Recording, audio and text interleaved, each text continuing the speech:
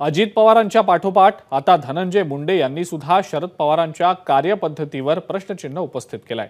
काँग्रेसपेक्षा राष्ट्रवादीच्या जागा जास्त असताना सुद्धा शरद पवारांनी राष्ट्रवादीचा मुख्यमंत्री का होऊ दिला नाही असा सवाल धनंजय मुंडेंनी उपस्थित केला।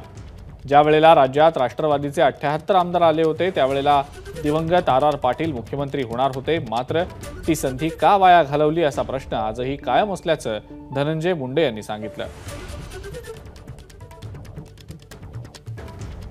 ज्यावेळेस 78 आमदार राष्ट्रवादी काँग्रेस पक्षाचे या महाराष्ट्रात काँग्रेसपेक्षा जास्त निवडून आले, त्यावेळेस स्वर्गीय आर पाटील साहेब हे मुख्यमंत्री होणार होते, पण त्यांना का केलं नाही हा आम्हाला आजही न उकलणारा प्रश्न आहे।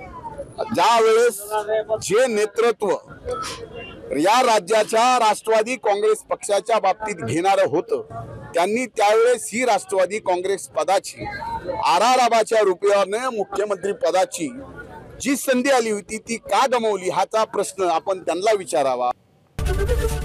एबीपी माझा, उघडा डोळे बघा नीट।